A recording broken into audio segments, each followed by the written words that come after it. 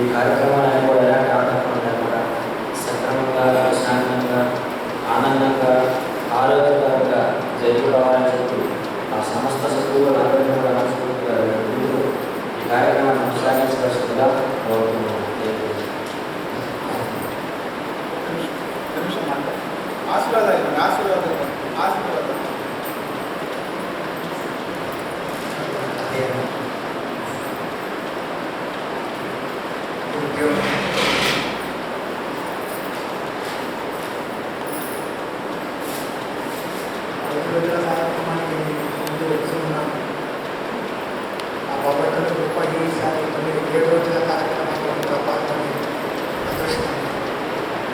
దేవుడు నారాయణ ద్వారా ప్రతిరోజు ఒక్కొక్క మహానుభావుడితో అద్భుతమైన ప్రవచనాలు వినే భాగ్యం మాకు కలిగింది. వచ్చిన వాళ్ళందరూ కూడా ఇటువంటి అవకాశాన్ని సద్వినియోగం చేసుకోవాలని కోరుకుంటున్నాను. ఎంతో పని ఉంటే తప్ప మంచి మాటలు చూడో పడవు అంటారు. మంచి మాటలు పడేదానికి వినేదానికి కూడా మనకు ఒక ప్రాప్తత భగవంతుడు కనిపిస్తేనే అసలు మానవుని ఎక్కడనే ఒక గొప్పతనం అంటే ఆ ఎక్కిన వాళ్ళలో మోక్షానికి పోవాలా అని కోరుకునేవాడు కొంతమంది. ఆ మోక్షం పోతామో పోలేమో కానీ సత్పురుషులతో సత్సంగాల్లో పాల్గొంటే మోక్షం అదంతకదే వస్తుంది మన దగ్గర. మనమే మోక్షం కోసం ప్రయత్నించి పోవాల్సిన పని లేదు, కష్టపడాల్సిన పని లేదు, కొండల్లో కోణాల్లో ఎక్కడో కూర్చొని తపస్సు చేయాల్సిన పని లేదు, సంసారాన్ని బట్టి పారిపోవాల్సిన పని లేదు.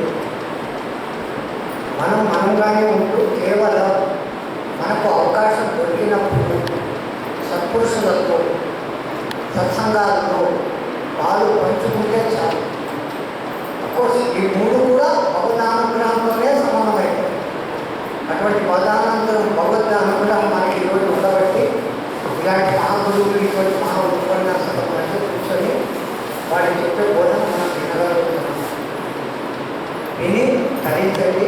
కేవలం విని తరించడం కాకుండా ఎవరు ఏం చెప్తున్నారో ఆ మాటలు మాటల్లో ఒక్కటైనా మనము మన జీవితంలోకి అన్వయించుకొని ఆచరణలో పెట్టేదానికి ప్రయత్నించాలని ప్రవర్తిస్తూ సాంప్రదాయ ఉపన్యాసం ప్రారంభించాలని కోరుకుంటున్నాం. ఈ సంవత్సరం 2 విగ్రహాలు తయారు చేస్తున్నాం.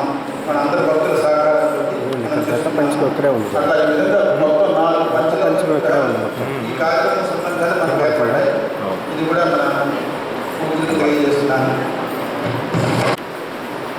గురుమధ్యే స్థితం విశ్వం విశ్వమధ్యే స్థితో గురుః గురుర్విశ్వం న చాన్యోస్తి తస్మై శ్రీ గురవే నమః.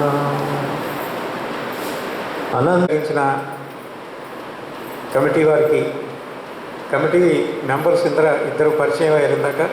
ముందుగా నాకు శ్రీనివాస్ గారు పరిచయం, వారి ద్వారా ఈ అవకాశం భగవంతుడు నాకు కల్పించాడు. అయితే మందిరంలో ప్రవేశించగానే ఒక విచిత్రమైన అనుభూతి కలిగింది. అక్కడ చాలా పవిత్రమైన అనుభూతి. ఎందుకంటే ఎక్కడైతే నామ సంకీర్తన, ఎక్కడైతే సత్సంగాలు, ఎక్కడైతే పూజలు పారాయణలు జరుగుతుంటాయో అక్కడ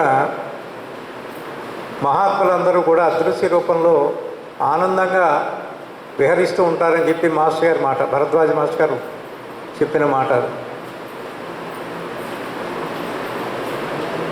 ఇందాక స్వామివారు చెప్పారు సత్సంగం యొక్క మహిమ. ఆదిశంకరుడు చెప్పినట్టుగా సత్సంగత్వే నిస్సంగత్వం, నిస్సంగత్వే నిర్మోహత్వం, నిర్మోహత్వే నిశ్చలతత్వం, నిశ్చలతత్వే జీవన్ముక్త. ఆ సత్సంగం అనేది జీవించి ఉండగానే ముక్తిని పొందడానికి సాధనం. ఇది కలియుగం, కలి ప్రభావం మీ అందరికీ తెలిసిందే. కలి అంటేనే మలినుడు, తగాదాలంటే ఇష్టం ఆయనకి, గురు చరిత్రలో వస్తుంది. అది ఎవరిని స్థిమితంగా ఉండనీయడు ఆయన. కలి ప్రభావం ఎక్కువగా ఉంటుంది ఇప్పుడు. అందుకని ఒక సత్సంగం ఉందంటే కొన్నాళ్ళు బాగానే సవ్యంగా జరుగుతుంది, కానీ దాంట్లోనే మళ్ళీ వేళ్ళు పుట్టుకొస్తాయి. అది కలి ప్రభావం. అందుకని వాటిని లెక్క చేయకుండా చక్కగా మహాత్ముల యొక్క చరిత్రలు పారాయణ చేసుకుంటూ సత్సంగాలు చేసుకోమని మాస్టర్ గారు చెప్తారు. అయితే మొన్న శ్రీనివాస్ గారితో మాట్లాడుతున్నప్పుడు ఆయన, నేను తాడేపల్లి గుడి నుంచి వస్తున్నాను సార్, ఇప్పుడు ప్రస్తుతం మాణిక్య ప్రభు అక్కలకోట స్వామి విగ్రహాలు ఈ సంవత్సరం చేయిస్తున్నాము, అవి తీసుకుని వస్తున్నానని చెప్పారు. చాలా ఆనందం కలిగింది. అయితే వీటి వెనక చరిత్ర చాలా బలంగా ఉంటుందనే నాకు అనిపించింది. కారణం ఏంటంటే ఇంతమంది ఇక్కడ జరిగే కార్యక్రమాల్లో మహోత్సాహంగా పాల్గొంటూ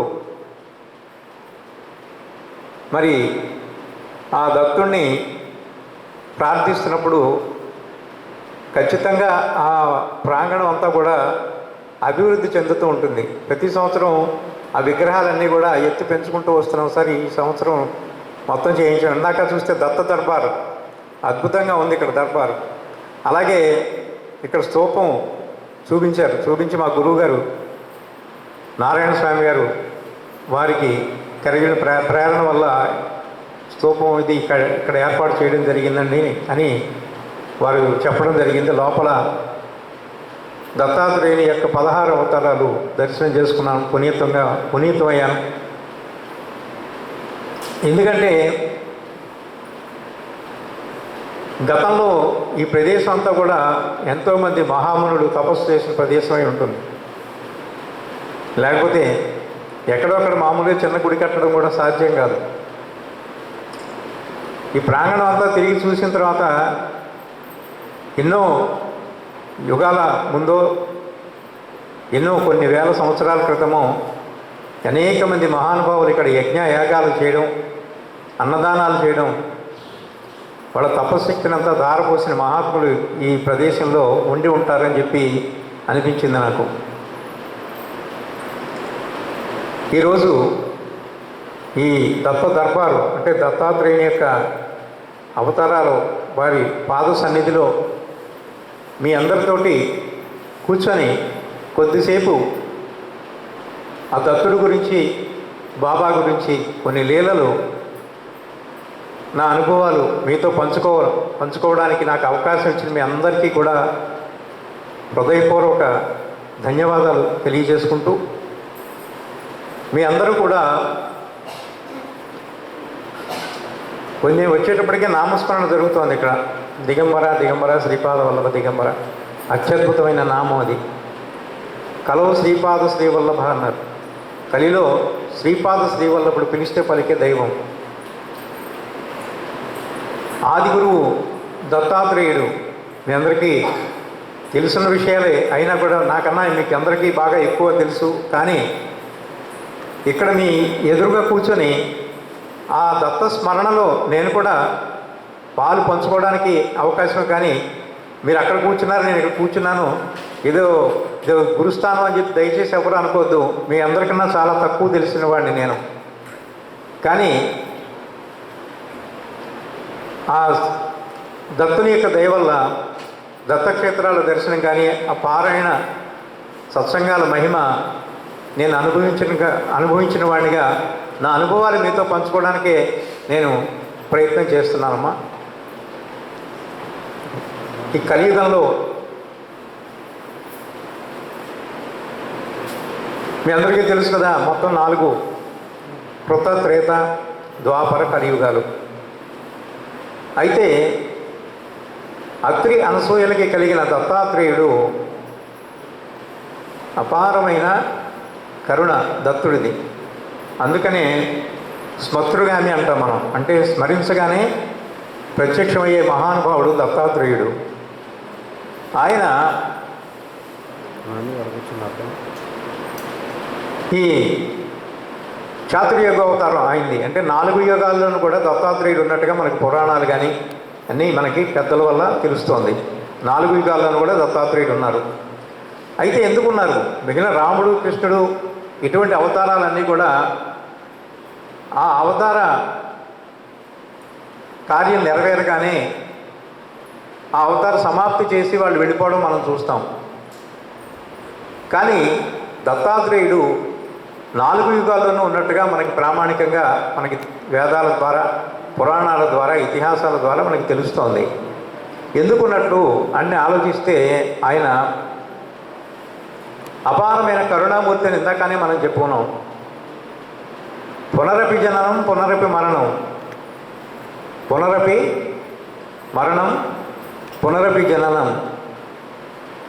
పునరపి జనని జఠరే శయనం. పుడుతున్నాం, చనిపోతున్నాం, అనేక కోట్ల జన్మలు ఎత్తుతున్నాం మనం, అనేక కోట్ల జన్మలు. ఆ జన్మలు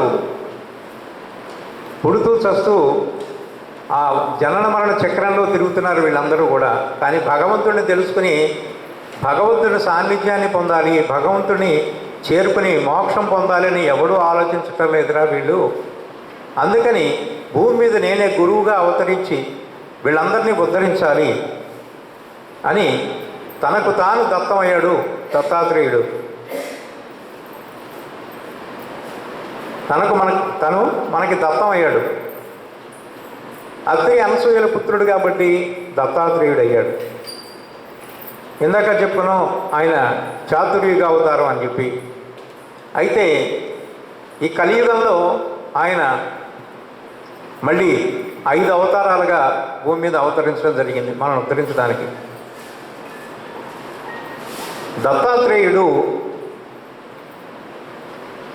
కలియుగంలో అవతరించిన అవతారాల్లో మొట్టమొదటిది శ్రీపాద శ్రీవల్లభుడు పిఠాపురం, 2 నృసింహ సరస్వతి స్వామి కరంజ, 3 మాణిక్య ప్రభువు మాణిక్యనగరు, 4 స్వామి సమర్థ అక్కల్కోట, 5 షిరిడి సాయినాథుడు. ఈ 5 కూడా సంపూర్ణ దత్తావతారాలు. ఇవన్నీ కూడా సంపూర్ణ దత్తావతారాలు. అయితే దత్తాత్రేయుడికి అవధూత అనే బిరుదు కూడా ఉంది. అంటే అవధూత సంప్రదాయంలో కూడా ఆయన అంశావతారాలుగా వచ్చి చాలా ఉన్నాయి మనకి.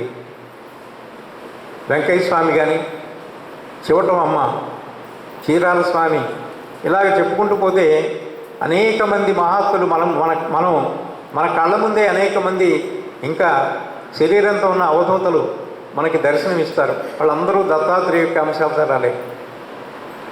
అయితే వీళ్ళని తెలుసుకోవడం ఎట్లాగా అంటే మన వల్ల కాదు అది వాళ్ళని తెలుసుకోవడం. వాళ్ళ యొక్క అపారమైన కరుణ, వాళ్ళ యొక్క కృప ఉంటే కానీ మనం వాళ్ళని తెలుసుకోవడం సాధ్యం కాదు. వాళ్ళ స్థితిని గురించి ఆది శంకరాచార్యుడు ఒక మాట చెప్తారు. బాలోన్మత్త పిశాచ వృత్తిలో ఉంటారు వాళ్ళు. అంటే చంటి పిల్లలు, వాడు 1, 2 వెళ్తాడు, అక్కడే ఆడుకుంటూ ఉంటాడు. ఉన్మత్తుడంటే పిచ్చివాడు, వాడు ఒంటి మీద బట్ట ఉన్నది లేనిది తెలియదు వాడికి, అలా పరిగెడుతూ ఉంటాడు. పిశాచ వృత్తి, దయ్యం పట్టినవాడు కూడా అదే స్థితిలో ఉంటాడు. ఈ 3 స్థితుల్లోనూ అవధూత ఉంటారు అని చెప్పి మనకి ఆదిశంకరుడు నిర్వచించడం జరిగింది. అయితే ఇందాక మనం చెప్పుకున్న శ్రీపాద శ్రీవల్లభుడు పిఠాపురంలో అవతరించిన తర్వాత ఆంధ్రదేశంలో మొట్టమొదటి దత్తావతారం వచ్చింది కలియుగంలో. కానీ మనకేంటంటే గురు సాంప్రదాయం మనకి పెద్దగా తెలియదు. గురువుని అనుసరించి, గు అంటే అజ్ఞానం, రు అంటే తొలగించేవాడు, అజ్ఞానం అనే చీకటిని తొలగించే జ్ఞాన జ్యోతి స్వరూపుడు గురువు. అటువంటి గురువుని తెలుసుకోలేకపోవడం వల్ల ఆయన ఆంధ్రదేశంలో గురు సాంప్రదాయాన్ని సరైన పద్ధతిలో ఎవరూ పాటించటం లేదనే భావంతో ఆయన ఆంధ్రదేశం విడిచి కురుగడ్డకి వెళ్ళిపోవడం జరిగింది. ఆంధ్ర కర్ణాటక బోర్డర్లో కృష్ణానది ఒడ్డున ఒక ద్వీపం కురుపురం. ఆ కురుపురానికి వెళ్ళి అక్కడ తపస్సు చేసి అక్కడే ఒక భక్తురాలికి ఇచ్చిన మాట ప్రకారం ఆయన కృష్ణానదిలో దిగి అంతర్హితమైపోవడం జరిగింది. కురుగడ్డ మీరు అందరూ చూసే ఉంటారు. కురుపురం వెళ్ళారని చాలామంది వెళ్ళి ఉంటారు. చేతులెత్తండి అమ్మాయి ఎవరు కురుపురం వెళ్ళిన వాళ్ళందరూ కూడా. కురుపురం అద్భుతమైన క్షేత్రం. ఇప్పటికీ కూడా శ్రీపాద శ్రీవల్లభుడు అక్కడ ఉన్నాడు అనడానికి అనేకమైన నిదర్శనాలు ఉన్నాయి. ఇప్పటికీ కూడా స్వామి అక్కడ నిత్య సత్యుడే. దానికి అనేకమైన తార్కాణాలు ఉన్నాయి. కనీసమైన భక్తి శ్రద్ధలతోటి మనం అక్కడికి వెళ్ళినట్టయితే ఏదో ఒక నిదర్శనం ఆ స్వామి ద్వారా మనం పొందొచ్చు అక్కడ. అయితే కురుపురం ఇంచుమించుగా ప్రతి సంవత్సరం డిసెంబర్లో వెళ్ళడం అలవాటు అయింది మాకు. 3 రోజులు అక్కడ ఉండి కురుపురంలో ఒకరోజు శ్రీ గురు చరిత్ర ఏకాపారాయణ, రెండో రోజు శ్రీపాద శ్రీవల్లభుడికి అభిషేకం, పంచామృత అభిషేకం, మూడవ రోజు అక్కడ దత్తహోమం నిర్వహించుకొని వచ్చే అలవాటు ఉండేది. వెళ్ళిన ప్రతి సంవత్సరం కూడా అనేకమైన రుజువులు శ్రీపాద శ్రీవల్లభుడు అక్కడ ఉన్నారు అనడానికి అనేకమైన సాక్ష్యాలు మేము అక్కడ చూసాం. ఆ అనుభవాలు ఉన్నాయి మాకు ఖచ్చితంగా. అందులో ఒక విషయం మీకు మనవి చేస్తాను. ఒక సంవత్సరం అక్కడికి వెళ్ళిన తర్వాత 3 రోజుల కార్యక్రమం సక్రమంగా అయిపోయింది. తిరుగు ప్రయాణం మేము ఊతల ఒడ్డుకు రావాలి. అక్కడ సుధాకర్ అని చెప్పి ఒక కర్ణాటక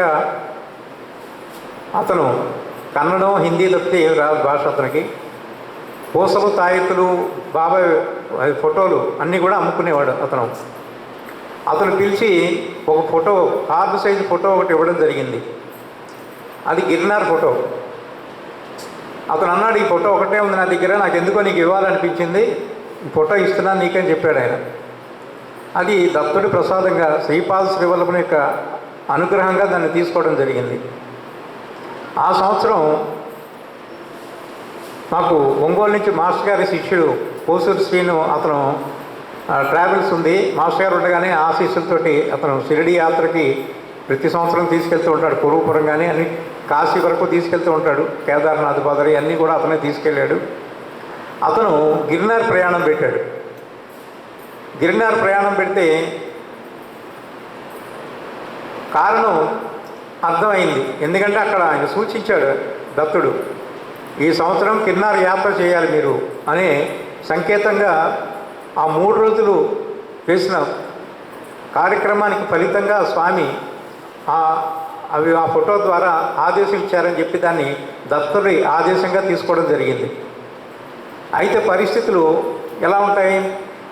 నాకు ఇంచుమించుగా 28-29 సంవత్సరాల వరకు నుంచి కూడా షుగర్ ఉంది, షుగర్ వ్యాధి.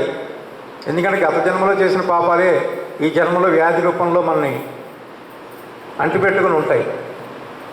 పాకలపాటి గురువుగారు చెప్తారు, ఏం శిష్యులోరా వాళ్ళకన్నా ఈ రోగాలే చక్కగా అంటిపెట్టుకుని ఉంటున్నాయి అని చెప్తారు పాకలపాటి గురువుగారు. అలాగే వ్యాధులు మనం విడిచిపోవు, శరీరం పోయేదాకా కూడా ఉంటాయి. ఇంట్లో అందరూ గొడవ పెట్టారు. మా అమ్మగారి దగ్గర నుంచి అందరూ 10,000 మెట్లు ఎక్కాలరా, అనుకో మధ్యలో ఏమైనా అవుతే ఇబ్బంది, వెళ్ళడానికి వీల్లేదని చెప్పారు. అయితే నాకు మాత్రం గట్టిగా అనిపిస్తుంది దత్తుడి యొక్క ఆజ్ఞది. ఆయన రమ్మన్నారు, ఆయన పిలుపు వచ్చింది కాబట్టి మనం వెళ్తే ఖచ్చితమైన ఫలితం ఆయన ఇచ్చి తీరుతాడు, దాంట్లో సందేహం ఏం లేదని ఒక గట్టి నమ్మకం నాకు కలిగింది. వెళ్ళాలని అనుకుంటే వాళ్ళు వెళ్ళడానికి వీల్లేదని చెప్పి వాళ్ళు గట్టి పట్టు పెట్టారు ఇంట్లో. అయితే నేను ఒక కారణం చెప్పాను. ఒంగోలులో మాస్టర్ గారి సమాధి ఉంది, భరద్వాజ్ మాస్టర్ గారి సమాధి ఉంది కాబట్టి మాస్టర్ గారిని అక్కడ అడుగుదాం, చీట్లేసి మాస్టర్ గారి సమాధి మీద చిన్నపిల్లల చేత తీయిద్దాం, మాస్టర్ గారు వెళ్ళమంటే వెళ్తాను, అందుకు ఒప్పుకుంటారంటే ఒప్పుకుంటామని చెప్పారు. అక్కడికి వెళ్ళిన తర్వాత ఆయన మాస్టర్ గారు ఓకే చెప్పారు. ఒక 2 ఏళ్ల పాప చేత చీటీ తీయిస్తే వెళ్ళమని వచ్చింది. మా వాళ్ళు సైలెంట్గా ఉన్నారు. అనేక చక్కటి అనుభూతి ఇచ్చాడు ఆయన. 10,000 మెట్లు అలవోకగా ఆయన భగవంతుడు తలుచుకుంటే చేయలేని, దత్తుడు తలుచుకుంటే చేయలేనిదే ఉందమ్మా. కుంటివాడిని పర్వతాలు దాటిస్తాడు ఆయన, మోగవాడి చేత వేదాలు చెప్పిస్తాడు. అటువంటి అపారమైన కరుణ ఉంటుంది ఆయనకి. చక్కగా యాత్ర పూర్తి చేసుకుని రావడం జరిగింది. అంటే ఇవి ఎందుకు చెప్తున్నానంటే, మీకు గురువుని సర్వకాల సర్వావస్థల్లోనూ మనం అన్ని వైపుల నుంచి ఆశ్రయించి నమ్మినట్టయితే మనకి జీవితంలో ఏ లోటు లేకుండా వాళ్ళు మనల్ని తీసుకెళ్తారు ముందుకి. అలాగే రెండవ అవతారం అదే శ్రీపాద శ్రీవల్లభుడు కురుపురం వెళ్ళిపోయిన తర్వాత అక్కడే ఇంచుమించుగా 13 సంవత్సరాలు తపస్సు చేసి అక్కడ ఒక భక్తురాలికి తాను ఇచ్చిన మాట, నా అంతటి వాడే నీకు పుడతాడమ్మా అని చెప్పి అమ్మకి ఆయన వరం ఇస్తాడు, ఆయన వాగ్దానం చేస్తాడు. అందుకని నా అంతటి వాడు ఇంకెవరు లేరు, నేనే. ఎందుకంటే ఉన్నది ఒకటే తత్వం, భగవంతుడు ఒక్కడే ఉన్నాడు. నేను అనేక మౌర్తును కాక అని చెప్పి సంకల్పం చేసి చరాచర సృష్టి అంతా తానే అయ్యాడని చెప్పి మనకి గురు చరిత్రలో వస్తుంది. అంటే ఇందాక గురుగీత శ్లోకం చెప్పుకున్నాం, గురు మధ్యే స్థితం విశ్వం, విశ్వమధ్యే స్థితో గురు, గురుర్ విశ్వం నచాన్యోస్తి తస్మై శ్రీ గురవే నమః. సకల చరాచర సృష్టి అంటే మనం చూసేదంతా కూడా ఆ గురువు యొక్క స్వరూపమే. అలాగే ప్రపంచం అంతా కూడా ఒక గురువులోనే ఉంది, ఇమిడి ఉంది. అందుకని ఆయన నా వంటివాడు పుడతాడని చెప్పి ఆమెకి వాగ్దానం చేశాను. కానీ నా వంటివాడు ఇంకోటి ఎవరు లేరు, నేనే. అందుకని ఆమెకి ఇచ్చిన వాగ్దానం ప్రకారం కృష్ణానదిలో దిగి అంతర్హితం అయ్యారు. శరీరం లేదు ఎక్కడ మీకు, అక్కడ ఆయన సమాధి కానీ ఎక్కడ ఏమి కనిపించదు మీకు. ఆ కృష్ణానదిలో అక్కడ దిగి అంతర్హితం అయిపోయారు ఆయన. మళ్ళీ రెండవ అవతారంగా కరంజ, లాడ కరంజ అంటారు. అక్కడ మళ్ళీ ఒక బ్రాహ్మణ దంపతులకి అక్కడ జన్మించడం జరిగింది స్వామి. ఆయనే నరసింహ సరస్వతి రెండవ అవతారం, శ్రీగురుడు అని చెప్పి మనం చెప్పుకుంటాం ఆయన్ని. ఆయన అక్కడ అవతారం ఎత్తిన తర్వాత ఆయన అనేక లీలలు చేస్తూ గాణగాపురంలో తన నిర్గుణ పాదుకలు మఠంలో విడిచి శ్రీశైలం వెళ్ళిపోయి కదలీవనంలో ఆయన అదృశ్యం అవ్వడం జరిగింది. అది కూడా అద్భుతమైన ప్రదేశం కదలీవనం. ఏదైనా కూడా గురుకృప లేనిదే మనం ఎక్కడికి ఏమీ కూడా సాధించలేము, ఏమీ చేయలేము. రాకడి బాబా చెప్తారు, గురుకృపకు పోయి దుర్లభ నహి హై శివ అని చెప్తారు ఆయన. గురుకృప ఉంటే ప్రపంచంలో మనకి దక్కనదంటూ ఏమీ లేదు. ఆయన ఆశీర్వాదం ఉంటే చాలు మనకి. అందుకని అలాగైన అక్కడ కదలీవనంలో తన శరీరాన్ని విడిచిపెట్టడం జరిగింది. శరీరాన్ని విడిచిపెట్టలేదు, ఆయన అక్కడ అంతర్ధానం అయిపోయారు. అక్కడ శిష్యులతో ఏం చెప్పారంటే, మీరు ఈ నదిలో 4 పువ్వులు కొట్టుకొస్తే నాకు గుర్తుగా మీ దగ్గర పెట్టుకోండి, నేను ఈ నదిలో దిగి మల్లికార్జునులో ఐక్యం అవుతానని చెప్తారు ఆయన. అని కదలీవనం వైపు వెళ్ళిపోయారు ఆయన పూలనావలో. అందుకని మనకి కదలీవనంలో కూడా ఆ గుహలో స్వామి విగ్రహం అది కనబడుతుంది మనకి. అక్కడికి కదలీవనం వెళ్ళిన వాళ్ళకు కూడా అక్కడ అద్భుతమైన అనుభవాలు జరుగుతాయి. అద్భుతమైన ప్రదేశం అది కూడా కదలీవనం. మూడవ అవతారం మాణిక్య ప్రభు. ఆయన అవతరించిన తర్వాత ఆయన బడికి వెళ్ళిన దాఖలాలు ఎక్కడా లేవు. అద్భుతమైన లీలలు చేశారు. చిన్నప్పటి నుంచి అద్భుతమైన లీలలు ఆయన ప్రదర్శించింది. ఎందుకంటే దత్తావతారానికి అలవోకగా వాళ్ళు సహజంగా చేస్తారు. వాళ్ళు భక్తుల్ని నమ్మించి వాళ్ళని మన దగ్గరికి లాక్కోవడానికో వాళ్ళ దగ్గర నుంచి ఏదో ఆశించి చేయరు దత్తావతారాల్లో ఎవరు కూడా. అలాగా మూడవ దత్తావతారం మాణిక్య ప్రభు. ఆయన సమాధి ఇప్పుడు మాణిక్య నగర్లో ఉంది. నాలుగవ దత్తావతారం అక్కలకోట స్వామి సమర్థ. ఆయన కూడా తల్లిదండ్రులు ఎవరో కులగోత్రాలు ఏంటో ఎవరికి ఏమీ తెలియవు. ఆయన కూడా అక్కడ ఒక పిచ్చివాళ్ళగా ప్రకటమయ్యారు. అక్కలకోటలో అనేకమైన అద్భుత లీలలు చేశారు. అనేక మంది భక్తుల్ని ఉద్ధరించి అనేక మంది మహాత్ములను తయారు చేశారు. ఆయన ఆశ్రయించి ఉద్ధరింపబడిన వాళ్ళు అనేక మంది ఉన్నారు. అలాగే ఆ తర్వాత అవతారం షిరిడి సాయినాథుడు. ఈ అక్కలకోట స్వామి, సాయినాథుడు సమకాలికులు. ఇద్దరు ఒకేసారి అవతరించి అనేకమైన లీలలు చూపించడం జరిగింది. అలాగే సాయినాథుడు కూడా షిరిడిలో 1853లో ప్రకటమయ్యారు. ఒక వేప చెట్టు కింద 16 సంవత్సరాల యువకుడుగా ఆయన ప్రకటన అవ్వడం జరిగింది. తర్వాత మళ్ళీ ఆ గ్రామం విడిచి వెళ్ళిపోయి 2 సంవత్సరాల తర్వాత మళ్ళీ చాంద్ పాటిల్ యొక్క మేనల్లుని వివాహం నెపం మీద షిరిడీకి రావడం జరిగింది. మొట్టమొదట ఆయన గుర్తించిన మహల్సాపతి యా సాయి అంటే రండి మహాత్మా అని చెప్పి ఆయన్ని ఖండోబా ఆలయానికి ఆహ్వానించడం జరిగింది. అందుకని ఆయనకి సాయి అనే పేరే. సాయి అంటే మహాత్ముడు అని అర్థం, బాబా అంటే తండ్రిలాగా కాపాడేవాడని అర్థం. సాయిబాబాని మొట్టమొదటి మహల్సాపతి నామకరణం చేసి ఆ గ్రామంలోకి ఆహ్వానించడం జరిగింది. అయితే వీళ్ళ చరిత్రలన్నీ మీరు చూసినట్టయితే, వీళ్ళ చరిత్రలన్నీ ఒక్కసారి మీరు పారాయణ చేసినట్టయితే, దత్త పంచకం అంటారు వీళ్ళని, దత్తావతార పంచకం. ఇక్కడ మనకు ఉన్న దర్బార్లో ఉన్న వాళ్ళే శ్రీపాద శ్రీవల్లభుడు, నృసింహ సరస్వతి. వాళ్ళిద్దరు చరిత్ర గురు చరిత్ర, శ్రీ గురు చరిత్ర. అలాగే ఇప్పటి మన అదృష్టం కొద్దీ పిఠాపురం సంస్థానం వాళ్ళు గోవింద దీక్షితులు గారి ద్వారా మళ్ళీ మనకి ఒక చరిత్ర వచ్చింది. శ్రీపాద చరితామృతం, శ్రీపాద శ్రీవల్లభ చరితామృతం.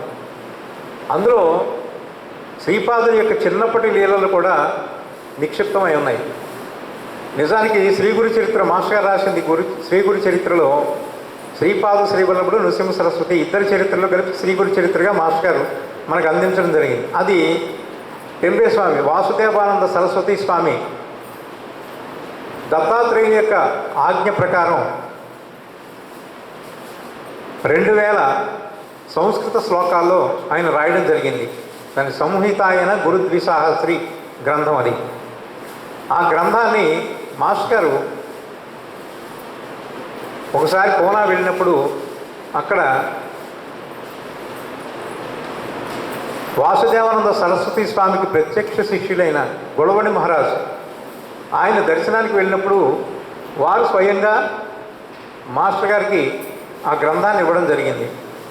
సంహిత అయిన గురుద్విసాహస్రి. ఆ గ్రంథాన్ని మాస్టర్ గారు మళ్ళీ తెలుగులోకి అనువాదం చేసి మనకి శ్రీ గురు చరిత్రగా అందించడం జరిగింది.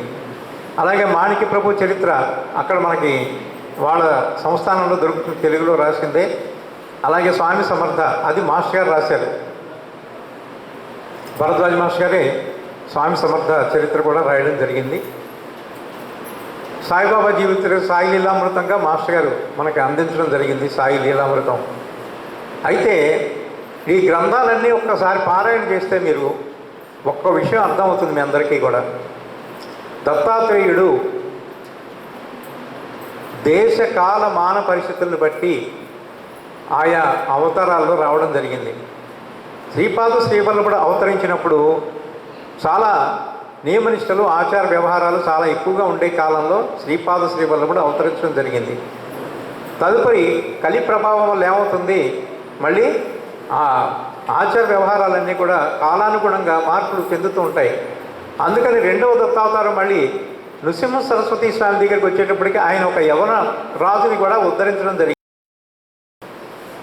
మొట్టమొదటి అవతారంలో శ్రీపాద శ్రీవల్లభుడు ఒక చాకరి ఆ స్వామి ఆశ్రమాన్ని శుభ్రం చేసే రోజు చక్కగా అక్కడున్న ఆ ఆశ్రమం ముందు శుభ్రంగా చిమ్మి కల్లాపు చల్లి ముగ్గులు పెట్టి రేవుకెళ్ళి బట్టలు ఉతుక్కునేవాడు ఆయన. కానీ ఈ స్వామిని నోరు తెరిచి ఇది కావాలి స్వామి అని ఎప్పుడు కోరికలతో ఎప్పుడు చేయలేదు, నిష్కామంగా చేశాడు. నిష్కామ కర్మ అంటాం కదా, అంటే కోరిక లేకుండా ఆయన్ని మహాత్ముడనే భావంతో సేవ చేసుకున్నాడు. ఇలా కొన్నాళ్ళు చూశారు స్వామి. కొన్నాళ్ళు గడిచిన వాళ్ళు మహాత్ములు ఎప్పుడు కూడా ఉత్తి చేతులతో ఎవరిని వెళ్ళనివ్వరు. ఏ మహాత్ముడైనా సరే ఉత్తి చేతులతో ఎవరిని పంపరు. కొన్నాళ్ళకి శ్రీపాద శ్రీవల్లభ స్వామికి అతని మీద అపారమైన ప్రేమ కలిగింది. ఒకరోజు ఈ చాకలి ఏం చేశాడు, రేవుకి బట్టలు ఉతుక్కోవడానికి వెళ్ళినప్పుడు అక్కడ ఒక యవనరాజు, అంటే ఒక ముస్లిం రాజు రాణులతో కలిసి సైన్యంతో సహా వచ్చి నది దగ్గర స్నానం చేస్తున్నాడు, చక్కగా జలక్రీడలు ఆడుతున్నాడు. ఈ చాకలికి అనిపించింది, అబ్బా ఈ రాజుగారి ఎలాంటి గురువుని సేవించాడో కానీ ఆ గురువు యొక్క కృప వల్ల ఎంత వైభవం అనిపిస్తున్నాడు రాజు అని చెప్పి మనసులో అనిపించింది. అనిపించి కాసేపటికి మళ్ళీ అనుకున్నాడు, చచ్చా నేను పొరపడుతున్నాను, నా స్థితే మంచిది, ఎందుకంటే గురు పాదాలు దొరికాయి నాకు, గురువు పాదసేవ చేసుకుంటున్నాను నేను, అందుకని ఆ రాజు కన్నా నేనే అదృష్టవంతుడని మనసులో మళ్ళీ అనుకున్నాడు. అనుకుని ఆశ్రమానికి వచ్చి స్వామికి నమస్కారం చేసి నిలబడ్డాడు. స్వామికి తెలియందే ఉంది, దత్తుడికి తెలియందే ఉంది, సకల చరాచర సృష్టిని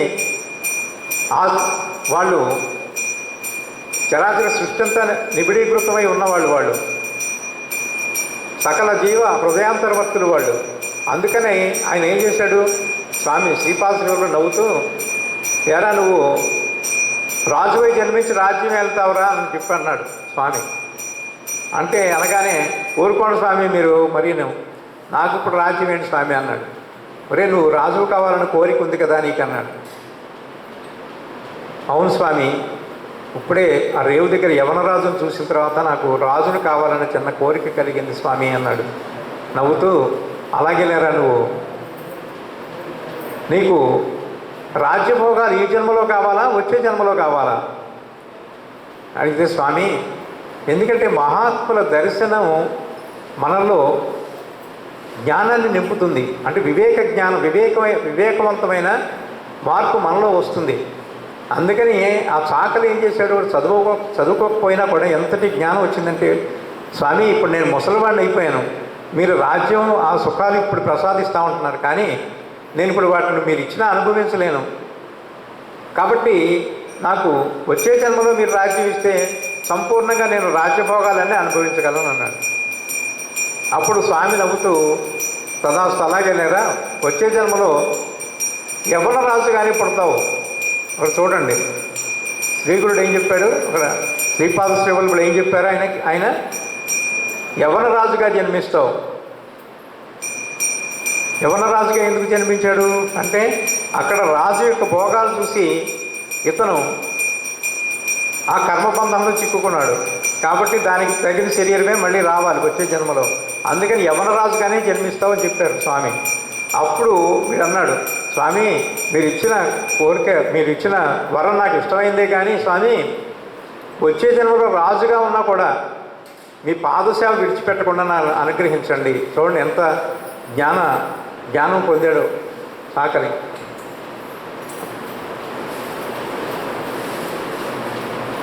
తదాస్తు అన్నారు స్వామి.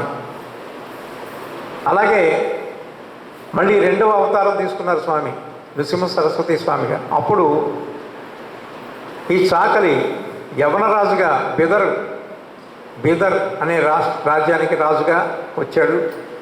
అప్పుడు బాబా చెప్తారు కదా, నా వాడు ఎక్కడున్నా కూడా పిచ్చుక కాలికి దారం కట్టి లాగినట్టుగా నా దగ్గరికి లాక్కుంటాను. మహాత్ములు చేసేది అది. అందులో దత్త సాంప్రదాయంలో అద్భుతాలు చేస్తారు వాళ్ళు.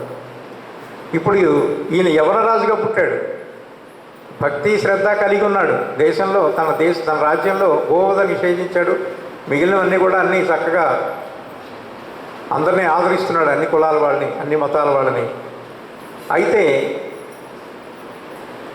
మళ్ళీ గురువు గారి దగ్గరికి రావాలి, అందుకని ఏం చేశారు స్వామి, వాడికి చిన్న గడ్డ లేచింది. ఆ గడ్డ మానుకోవడానికి అని చెప్పి ఎవరైనా మహాత్ములను దర్శనం చేద్దామని చెప్పి ఎన్నో మందులు వాడినా తగ్గలేదు. అప్పుడు మళ్ళీ రెండవ జన్మలో శ్రీగురుడు శ్రీ నృసింహ సరస్వతి స్వామి అవతారంలో ఆయన దగ్గరికి చేరాడు. చేరినప్పుడు ఆయన మళ్ళీ అతన్ని ఉద్ధరించడం జరిగింది. ఇలాగా జన్మ పరంపరలో మనం వెళ్ళినా కూడా వాళ్ళు మనల్ని కూడా ఉంటూ గురు సాంప్రదాయంలో ఉన్నది, అది దత్త సాంప్రదాయంలో ఉన్న ప్రత్యేకతలు ఇవే. మనం మర్చిపోవచ్చు కానీ ఎన్ని జన్మలు ఉన్నాయి అన్ని జన్మలు కూడా ఆ గురువు మనని వెన్నంటి ఉండి మనకి చివరికి మోక్షం ఇస్తారు వాళ్ళు. అయితే మూడవ అవతారమైన మాణిక్య ప్రభు చరిత్ర మాస్ గారు రాశారు, సంస్థానం వాళ్ళు రాశారు. 4 మాస్ గారు అక్కలకోట స్వామి చరిత్ర కూడా రాయడం జరిగింది. 5 సాయినాథుని చరిత్ర. ఈ 5 చరిత్రలు కూడా ఉన్నాయి. మాణిక్య ప్రభు దగ్గరికి వచ్చేటప్పటికి ఆయన ఒక విశ్వబ్రాహ్మణుని కుటుంబంలో జన్మించారు స్వామి.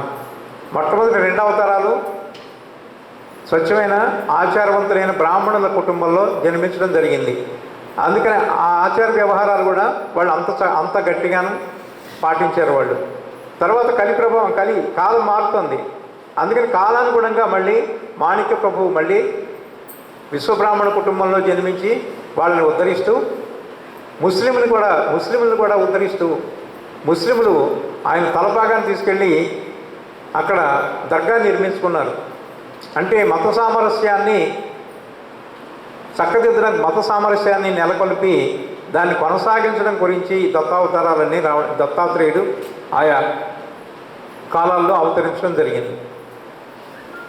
4 అక్కలకోట స్వామి దగ్గరికి వచ్చేటప్పటికి ఆయన ఎవరో తెలియదు. ఊర్ధ్వ కుండరాలు పెట్టుకునేవారు, మెడలో తులసిమాలలు, చెవులకి కుండలాలు, ఒక గోచి పెట్టుకునే ఉండేవారు. ఆజానుబాహు, వేదంలో మంత్రాలు చదువుతూ ఉండేవారు. ఆయన కులగోత్రాలు ఏంటో తల్లిదండ్రులు ఎవరో ఎవరికీ తెలియదు. ఆయన ప్రకటమైంది ఒక ముస్లిం దర్గా దగ్గర కూర్చున్నారు ఆయన మొట్టమొదట రాగానే. అలాగే భోజనం పెట్టడం కూడా ఒక బ్రాహ్మణుడి ఇంట్లో భోజనం ఏర్పాటు చేశారు ఆయనకి. అక్కడికి వచ్చినప్పుడు ఆయన ఏం చెప్పారంటే, ఒక ముస్లిం అధికారి అక్కడ భోజనం ఏర్పాటు చేశాడు మొట్టమొదట అక్కలకోట స్వామికి. స్వామికి భోజన పదార్థాలన్నీ వడ్డించిన తర్వాత స్వామి అన్నారు, ఆ భోజనం చేయకుండా కూర్చున్నారు. స్వామి భోజనం చేయండి అంటే వాడిని పిలుచుకురమ్మన్నారు. ఆ ముస్లిం వచ్చి మళ్ళీ ఆయనకు వడ్డించిన పదార్థాలు తాకిన తర్వాత భోజనం చేశారు ఆయన. అంటే మత సామరస్యాన్ని ఎంతో చక్కగా వాళ్ళు బోధించారు. ఆ కాలంలో మనకి అస్పృశ్యత ఉండేది. అంటే అంటరానితనం బాగా ప్రబలిన రోజుల్లో కూడా మహాత్ములు దాన్ని తొలగించి మానవులందరూ కూడా ఒకటే, సమానమే, అందరూ భగవత్ స్వరూపులే, ఎక్కువ తప్పులేం లేవు అని బోధించడానికి మన మధ్య మహాత్ములు అవతరిస్తుంటారు. 5 షిరిడీ సాయినాథుడు. ఇంకా ఆయన అవతార రహస్యం మనందరికీ తెలిసిందే. 16 సంవత్సరాల యువకుడుగా వేప చెట్టు కింద మొట్టమొదటి ప్రకటన అవ్వడం జరిగింది. తర్వాత మళ్ళీ మసీదుకి తీసుకెళ్లారు. మొట్టమొదట వచ్చిన తర్వాత రెండవసారి చాంద్ పాటిల్ మేనల్లో వివాహ నిమిత్తం వచ్చినా కూడా ఆయన ఆ వేప చెట్టు కిందే ధ్యానస్తుడై కూర్చున్నాడు.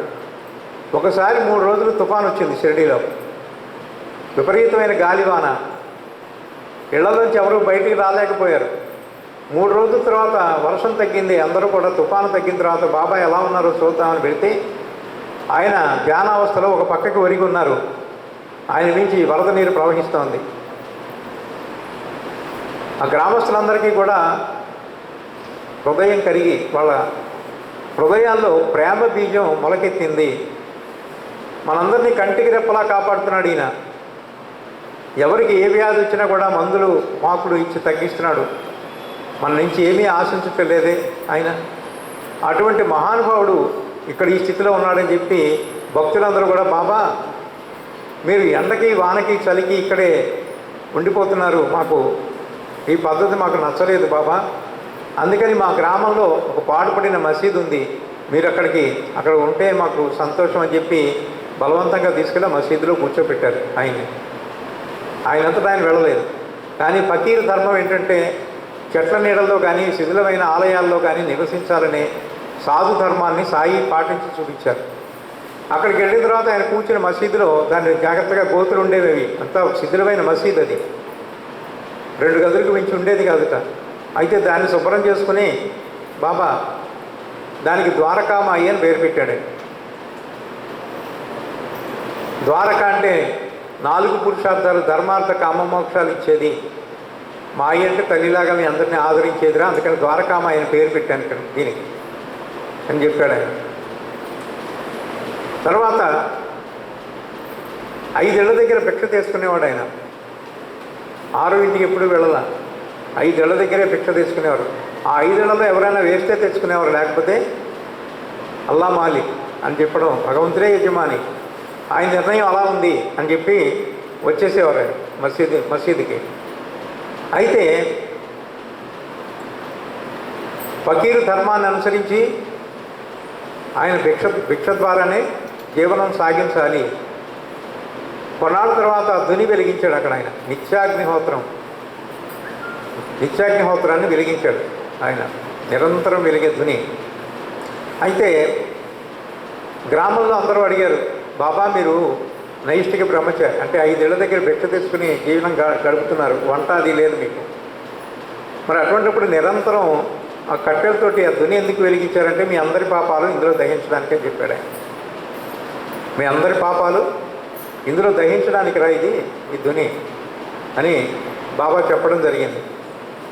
అక్కడి నుంచి సాయినాథుని యొక్క లీలలు ప్రకటన అవ్వడం జరిగింది. నూనెతో దీపాలు వెలిగించడం దగ్గర నుంచి అదే మొట్టమొదటి లీల.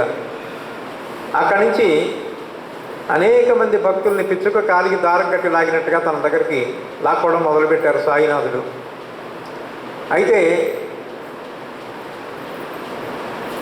మీకు ఒక మనవి చేసుకుంటాను, ఇప్పుడు బాబా గురించే ఎక్కువ చెప్తున్నారేమండి, మీరు మిగిలిన అవతారాల గురించి చెప్పలేదంటే, మాస్టర్ గారి దగ్గర నుంచి మేము నేర్చుకున్నది బాబా తత్వం. బాబా తత్వంలోనే ఇంచుమించుగా 36 సంవత్సరాల నుంచి ఈ మార్గంలో ఉన్నామమ్మా.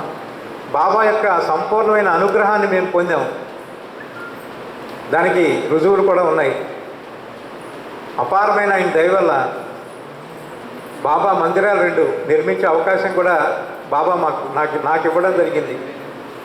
అనేకమైన లీలలు ఈనాటికి కూడా ప్రత్యక్షమే పక్కనే ఉంటాడనే ఒక దృఢమైన విశ్వాసం ఉంది. అందుకని ఆయన లీలలు చెప్పుకుంటుంటే నాకు అపారమైన ఆనందం కలుగుతూ ఉంటుంది. ముందు ఇంకొక విషయం కూడా, ఆయన ఎవరిని కఠినమైన నియమాలతోటి ఎవరిని కూడా బాధించలేదు. కఠినమైన నియమాలు ఎవరికి కూడా విధించి ఎవరిని బాధించలేదు ఆయన. అయితే అలాగని ఆయన దత్తావతారం ఒకటి గుర్తుపెట్టుకోవాలి మనం. చాలామంది చెప్తూ ఉంటారు బాబా దగ్గర ఏముండదండి, ముట్టు మైల ఇవేమి ఉండవండి ఆయన దగ్గర, ఇవన్నీ చాలా పొరపాటు. బాబా ఎంతటి భక్త సులభుడో అంత కఠినతరంగా కూడా ఉంటాడు బాబా. అది మీకు పారాయణ, ఆ గ్రంథాలు పారాయణ చేసిన తర్వాత మీకు అందులో పారాయణ చేయగా మీకు అవగతం అవుతూ ఉంటుంది. మనకి మొట్టమొదటి బాబా దగ్గరికి కొంతమంది భక్తులు వచ్చేవారు, ఎక్కడెక్కడి నుంచో. బాబా లీలల ప్రకటన అయిన తర్వాత అనేక మంది భక్తులు అనేక ప్రాంతాల నుంచి వచ్చేవారు బాబా దగ్గరికి. వచ్చినప్పుడు వాళ్ళు, మనకు తెలుసు కదా, మనం బాబా గుడికి వస్తాం, గురువారం వస్తాం మనం, అవునండి, గురువారం వస్తాం బాబా గుడికి. ఎందుకంటే బాబా మిగిలిన రోజుల్లో ఉండరు అక్కడ. సోమవారం శివుడి గుడికి వెళ్తాం, మంగళవారం ఆంజనేయ స్వామి, బుధవారం అయ్యప్ప, గురువారం బాబా, శుక్రవారం అమ్మవారు, శనివారం వెంకటేశ్వర స్వామి, ఆదివారం సెలవు, ఇంటి దగ్గర ఉంటాం మనం. సాధారణంగా జరిగేది ఇదే. ఆ రోజుల్లో మీరు వెడితే గుడి దగ్గర కిటకిటలు ఆడతారు జనం. ఎందుకంటే మన కోరికల లిస్టు విప్పుతాం ఆయన దగ్గర. ఆయన చెప్పింది ఏంటంటే, ఒకటి శ్రద్ధ, ఒకటి సహనం, ఓర్పు. అంటే ఆ 2 రూపాయలు ఇమ్మన్నాడు బాబా. అందుకని హుండీ ఓపెన్ చేస్తే అన్నీ 2 రూపాయల కాసులే ఉండేవి మాకు. మొత్తం అంతా 2 రూపాయల కాసులే. ఇదివరకు 2 రూపాయల నోట్లు వచ్చేవి, మీకు గుర్తుండే ఉంటుంది పెద్దలకి, మీ అందరికీ 2 రూపాయలు కాగితాలు వచ్చేవి. ఆ కాగితాలు ఎలా ఉంటాయంటే చిరిగిపోయి ఉంటాయి. ఎందుకంటే ఎక్కడ బస్సు కండక్టర్ కూడా తీసుకోడు అవి చిరిగిపోతే. అలాగే బాబా అయితే అక్కడ మాట్లాడు కదా, ఆ హుండీలో వచ్చేవాడిని చిరిగిపోయినవి అంటించిన నోట్లే ఉంటాయి బాబా గుళ్ళో. అందుకని భరద్వాజ మాస్టర్ గారు ఏం చెప్పేవారంటే, బాబా అంటే అమాయకుడు, మనలాంటి మాయగాళ్ళు ఎవరు ఉండరా అని చెప్పేవారు మాస్టర్ గారు. బాబా లాంటి అమాయకుడు, మనలాంటి మాయగాళ్ళు ఎవరు ఉండరా, గురువారం వచ్చి ఓ 2 రూపాయలు హుండీలో వేసి ఒక కొబ్బరికాయ కొట్టి కోరికల లిస్ట్ ఆయన దగ్గర విప్పుతాం మనం. అందులో ఆ కోరికల్లో ఏ ఒక్క కోరిక నెరవేర్చకపోయినా మళ్ళీ గురువారం బాబా గుడి దగ్గర ఉన్నాం. అయ్యప్ప స్వామిది బాగా ఇప్పుడు ఆయన శక్తి బాగా ఉందిటండి, అయ్యప్ప స్వామి గుడికి వెళ్తే కోరికలు బాగా తీరుస్తున్నారట, అందుకని అక్కడికి వెళ్ళామని అని చెప్తారు. ఇప్పుడు బాబాను వదిలేసాం మనం. అయితే దీంట్లో ఉన్న రహస్యం ఏంటంటే, మొట్టమొదట మన పిల్లలు ఉంటారు, చిన్నపిల్లలు, వాడిని స్కూల్లో వేస్తాం. వేసినప్పుడు మొట్టమొదటి జాయిన్ చేసిన రోజున వాడు ఉత్సాహంగా వెళ్తాడు, రెండో రోజు నుంచి వెళ్ళడు. స్కూల్ టీచర్ దగ్గర బెత్తం ఉంటుంది, వాడికి భయం, వెళ్ళడు.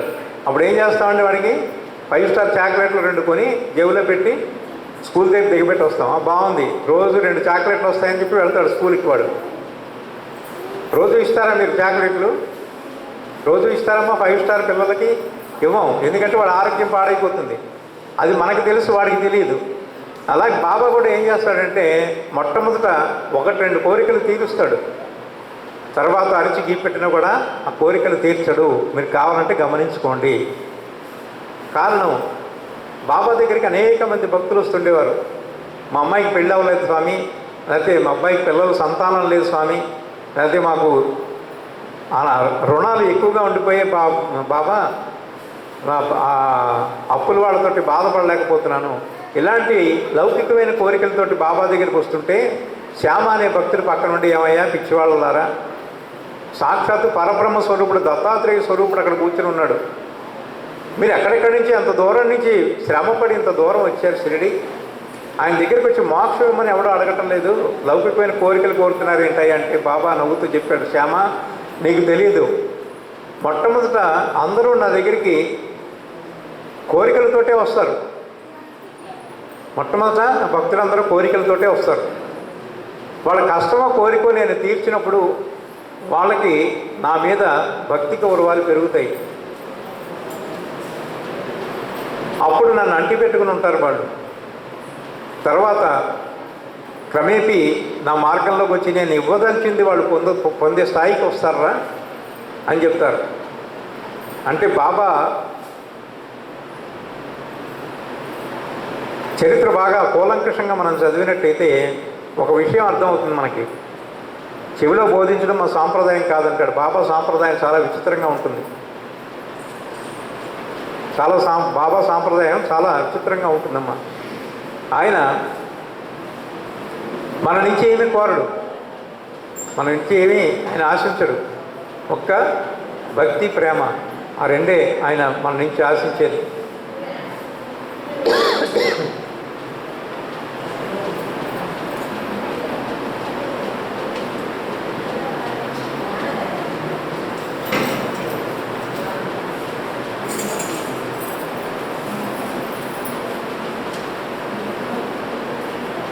ఆయన భక్తుల్ని తన దగ్గరికి రప్పించే సంఘటనలు కూడా చాలా విచిత్రంగా ఉంటాయి.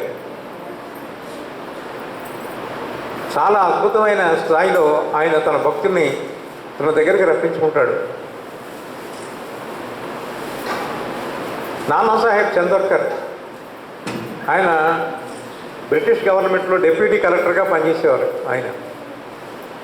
ఆయన అప్పటికే జమీందార్, బాగా డబ్బులు ఉన్నవాడే. ఆయన ఒక సద్బ్రాహ్మణ వంశంలో పుట్టాడు. అన్నీ భగవద్గీతతో సహా అన్నీ చక్కగా చదువుకున్నవాడు. ఆయన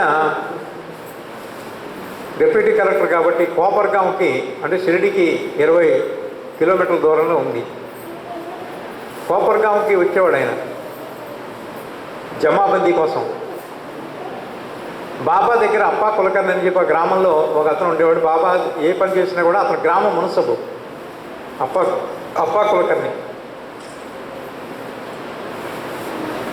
ఒకసారి జమాబందీ కోసం షిరిడి గ్రామ లెక్కలు చెప్పడానికి అప్పా కులకర్ణి కోపర్గా పెడుతూ బాబా సన్నిధికి వచ్చి బాబా ఆశీస్సులు తీసుకుని, బాబా నేను కోపర్గా వెళ్తున్నాను జమాబందీ కోసం, మీరు ఆశీర్వదించండి అని చెప్పారు. సరే కానీ అప్ప, అక్కడ డిప్యూటీ కలెక్టర్గా ఉన్న నానాసాహెబ్ చందోర్కర్ని ఒకసారి నేను రమ్మన్నానని చెప్పు అని చెప్పాడు. ఆశ్చర్యపోయాడు. ఇతనేమో చిన్న గ్రామ మునసబు, ఆయనేమో డిప్యూటీ కలెక్టర్, ఆయన దర్శనమే దొరకదు దీనికి. బాబా ముందు కాదని చెప్పలేడు కదా, అలాగే బాబా అని చెప్పాడు. జమాబందీకి వెళ్ళిపోయాడు. మధ్యాహ్నం భోజనం సమయంలో నానాసాహెబ్ చందోర్కర్ ఒక గదిలో కూర్చుని ఉన్నాడు.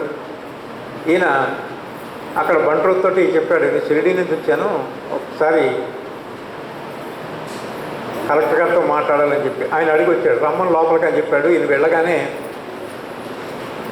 సార్ నేను షిరిడి నుంచి వచ్చాను, అక్కడ మసీదులో ఉన్న బాబా మిమ్మల్ని ఒకసారి రమ్మన్నారని చెప్పాడు. సరేలే చూద్దాంలే అన్నాడు. వచ్చేసాడు. ఇలాగా ఒక వారం రోజులు గడిచింది. వారం రోజులు బాబా ప్రతిరోజు చెప్తూనే ఉన్నాడు, నాన్నను ఒకసారి వచ్చి పొమ్మనరా అని చెప్పి.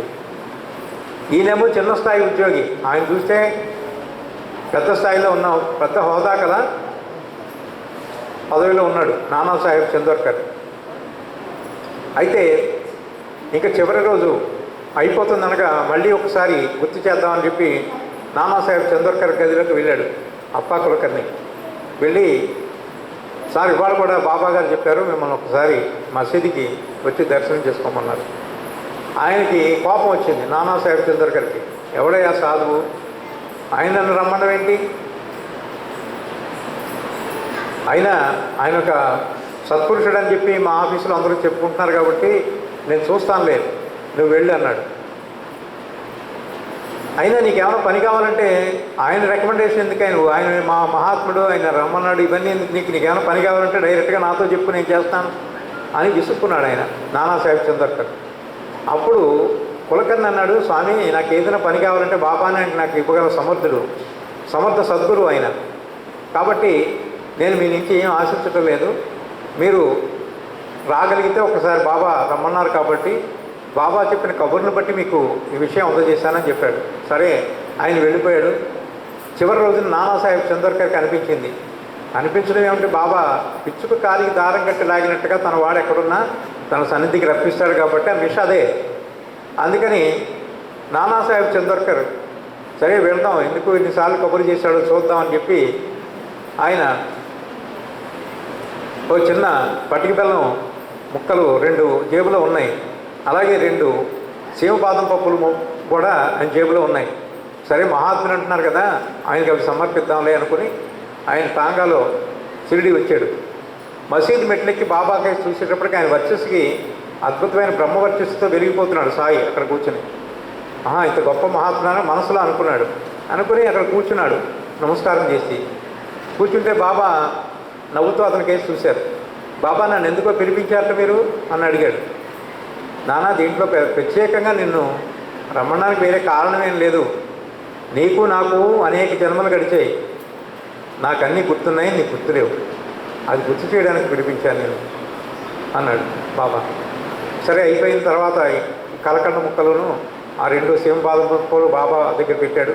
ఆయన కలకండ ముక్క తీసుకుని మిగిలిన ప్రసాదం కింద పోయి పట్టుకెళ్ళని చెప్పాడు. అయిపోయింది. కొన్ని సంవత్సరాలు అయిన తర్వాత అత్యద్భుతమైన రీతిలో సాయినాథుడు అతని మనస్సుని తన అధీనంలోకి తీసుకున్నాడు. అయిపోయింది. ఇంకా ఆ కంట్రోల్ రిమోట్ ఆయన దగ్గరికి బాబా దగ్గరికి వెళ్ళిపోయింది చందోర్కర్ది. అలాగే కొన్ని సందర్భాలు గడిచిపోయిన తర్వాత బాబా సరెండర్ అయిపోయాడు. ఆయన ఇంక బాబా ప్రత్యేకంగా బాబా దర్శనానికి కుటుంబంతో సహా వచ్చే స్థితికి వచ్చాడు ఆయన. అయితే ఒకసారి ఈయన ఆఫీస్ పని మీద హరిశ్చంద్రగుట్ట అనే చోటికి ఆయన వెళ్ళడం జరిగింది. సబ్ కలెక్టర్ కాబట్టి ఈ సిబ్బందిని అందరినీ తీసుకొని ఒక వేసవి కాలంలో హరిశ్చంద్రగుట్టకి సర్వే నిమిత్తం వెళ్ళాడు. అక్కడ వెళ్ళిన తర్వాత ఆ హరిశ్చంద్రగుట్ట పైకి ఎక్కేటప్పటికి మిట్ట మధ్యాహ్నం 12 రోహిణి కార్తె ఎండ వడగాలు పడుతోంది. ఇక్కడ దగ్గర ఉన్న మంచినీళ్ళన్నీ అయిపోయాయి. చందోర్కర్కి వడదెబ్బ తగిలింది, గొంతు ఎండిపోతోంది. బాబా ఇక్కడే చనిపోయేలా ఉన్నాను, మంచినీళ్ళు తాకపోతే నేను ఒక అడుగైనా వేయలేని పరిస్థితిలో ఉన్నాను బాబా అని చెప్పి తలుచుకున్నాడు.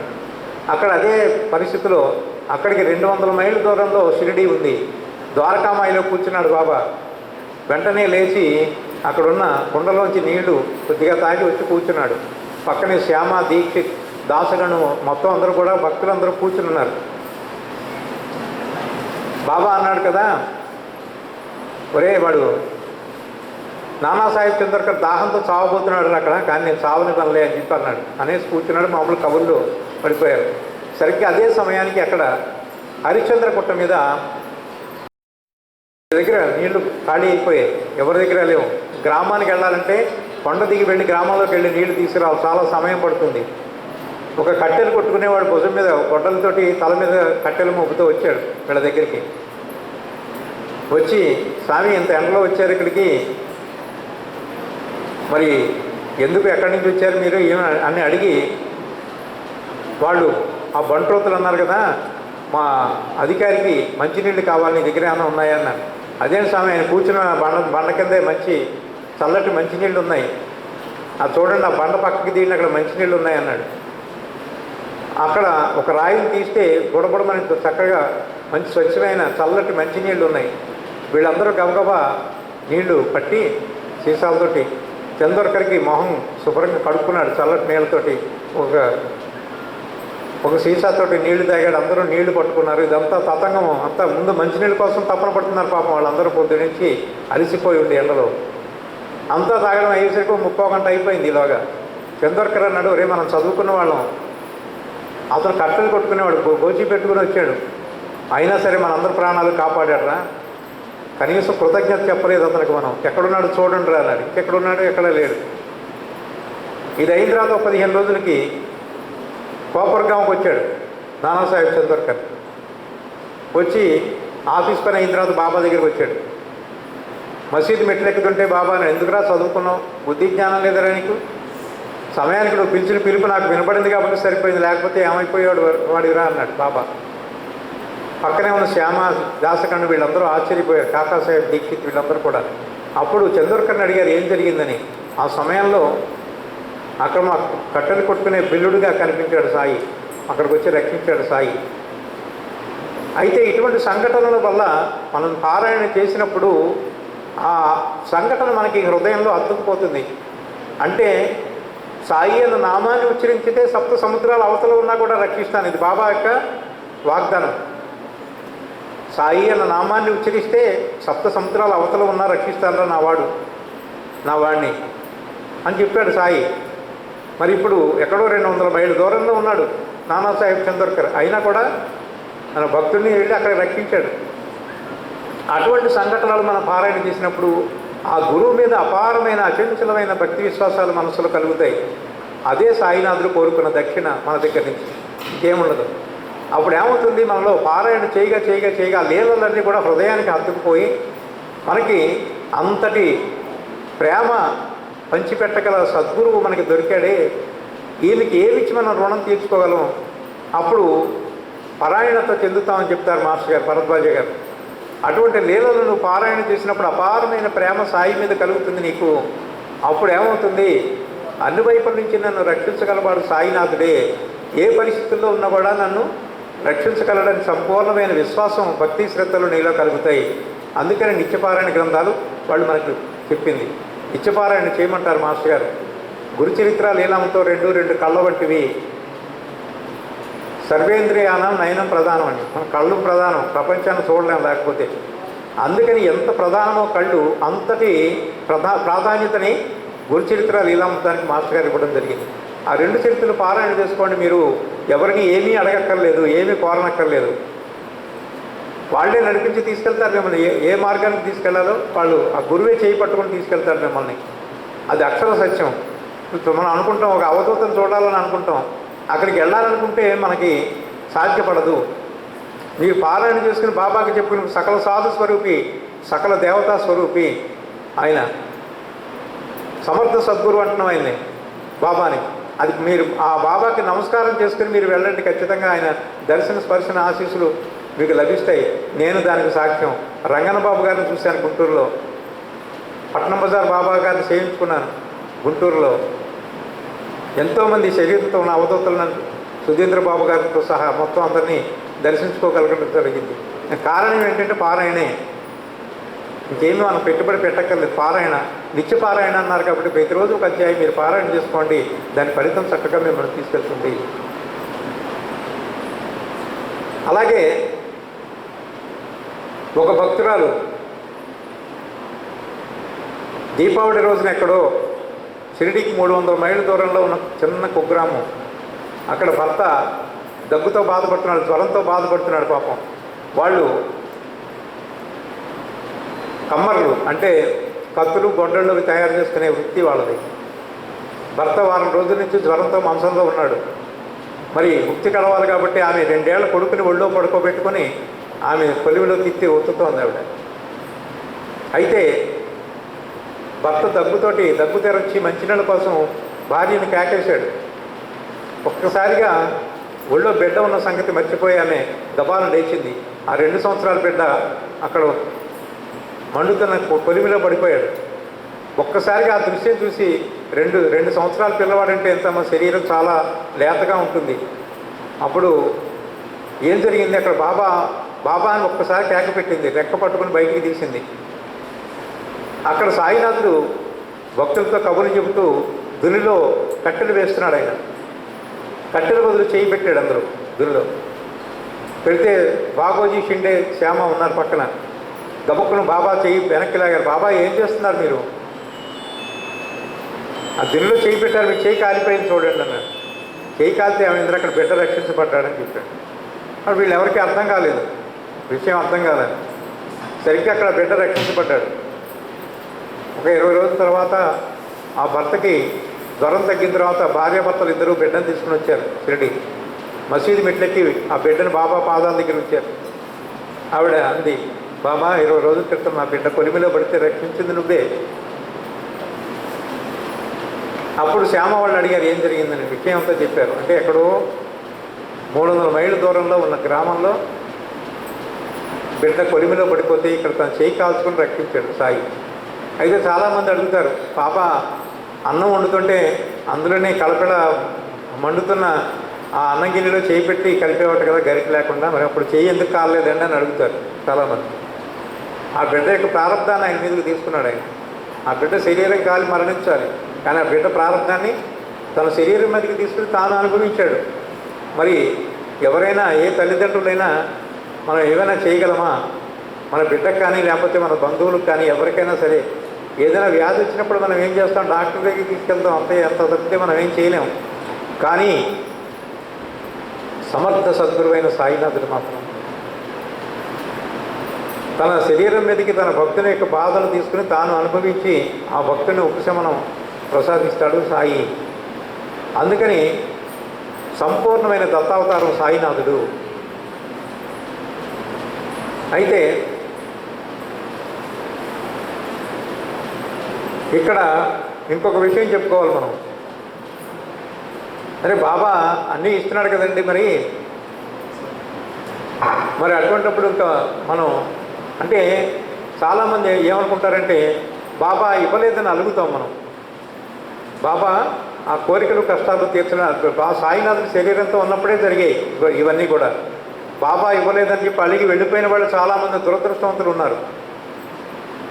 కానీ ఆయన చెప్పిన 2 పైసా బాబా చెప్తారు కదా, 1 రూపాయి ఇవ్వడానికి అందరూ సిద్ధంగా ఉంటారు, 2 రూపాయి ఇవ్వడానికి ఎవడూ సిద్ధంగా లేడు.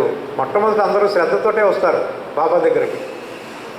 కానీ 2వ రూపాయి ఇవ్వడానికి ఎవడూ సిద్ధంగా లేడురా అంటే సహనం, ఓర్పు ఉండదు. గురువు ఇచ్చేదాకా మనం ఓర్పు పట్టడానికి మనం సిద్ధంగా ఉండం. అది ఇందాక మనం చెప్పుకున్నది. ప్రతిదీ కూడా బాబాకు తెలియకుండా సృష్టిలో ఏం జరగదు. నా ఆజ్ఞ లేకుండా ఆకైనా కదలదు అని చెప్పారు సాయి. సృష్టిలో జరిగే ప్రతి విషయం కూడా బాబా యొక్క ఆజ్ఞ లేదే జరగదు. మరి అటువంటిప్పుడు సాయికి తెలియకుండా మనకు కష్టమో సుఖమో ఎలా వస్తుంది? ఆ కష్టం ఇచ్చిందే ఆయనే, సుఖం ఇచ్చిందే ఆయనే. మరి కష్టం ఇచ్చినవాడు, మనని ఆ కష్టం నుంచి బయట పడేసేవాడు ఆయనే. సుఖం ఇచ్చినప్పుడు సంతోషంగా తాను సంతోషించేవాడు ఆయనే అనే భావం మనకి వచ్చినప్పుడే మనం సంపూర్ణంగా ఆయన శరణాగతి చేసినట్టు అవుతుంది. సర్వస్వ శరణాగతి ఆయనకి చెందినట్టయితే అన్ని వైపుల నుంచి మిమ్మల్ని రక్షిస్తానని చెప్పి ఆయన చేసిన వాగ్దానం ఎప్పటికీ కూడా బొమ్మవదు. ఆయన నిత్య సత్యుడు. ఈ మసీదులో కూర్చుని నేను ఎన్నడూ అబద్ధం చెప్పనని చెప్పాడు సాయి. ఆయనకి అబద్ధం చెప్పవలసిన అవసరం లేదు సాయికి. కానీ మన భక్తి శ్రద్ధలే మనకి ఆ దృఢంగా ఉండవలసిన పని ఉంది. ఆ భక్తి శ్రద్ధలని నిలుపుకోవాలి మనం. ఆయన నిత్యసత్యుడిని నమ్మకం మనకి అనేక లీలలు చూసాం, అనేక లీలలు చదువుతున్నాం మనం, అయినా కూడా మనకి నమ్మకం కలగదు ఆయన మీద. కాబట్టి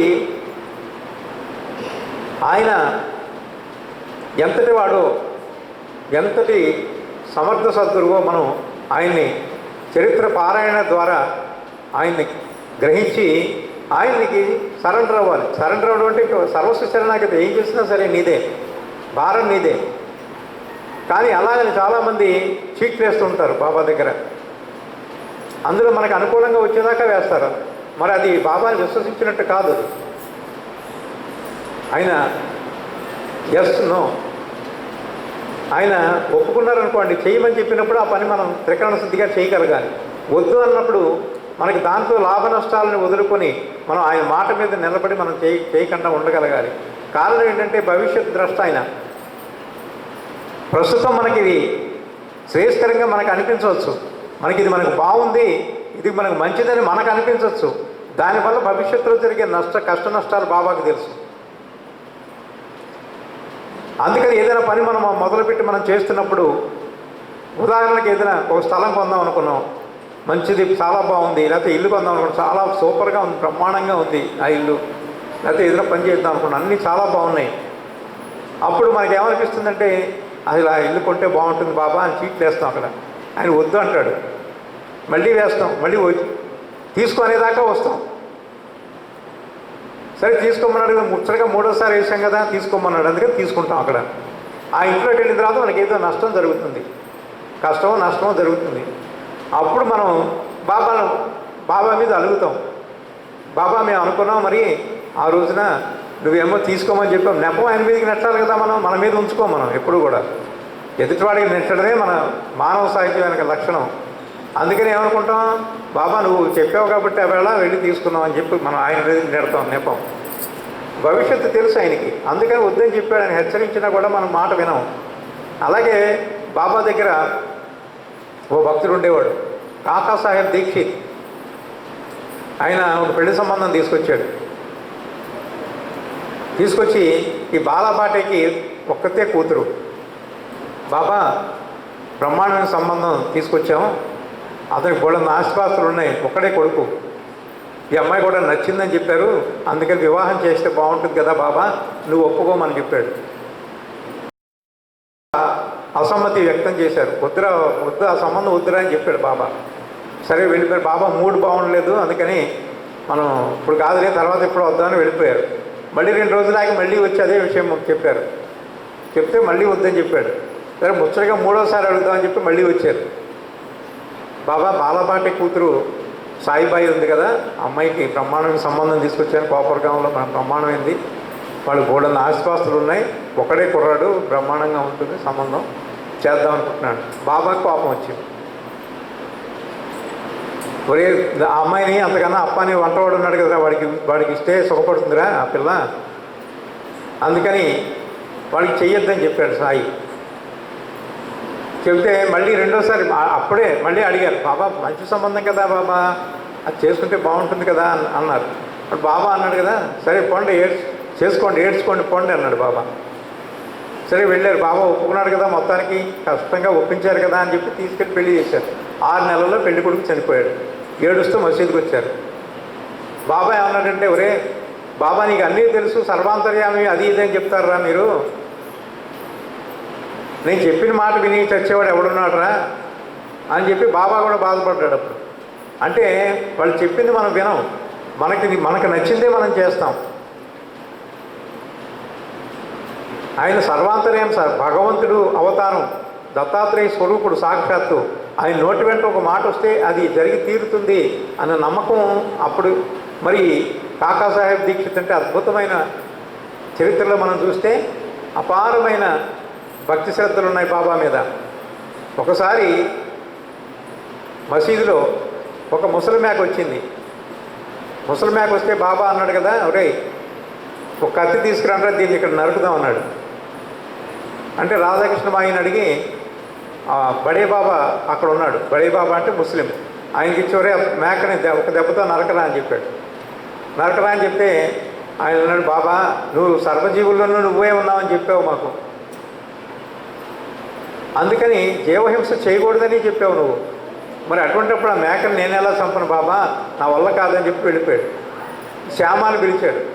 శ్యామ కూడా అలాగే చెప్పాడు, ఏంటయ్యా నువ్వు బాగా చనువు ఎక్కువ శ్యామకి, ఏంటయ్యా నువ్వు సకల జీవుల్లోనూ నువ్వే ఉన్నావని చెప్పి నిరూపణ ఇచ్చావు కదా మాకు, మరి అటువంటిప్పుడు నువ్వు మేకను చంపమంటావేంటి, మేము చంపమని చెప్పి వెళ్ళిపోయాడు.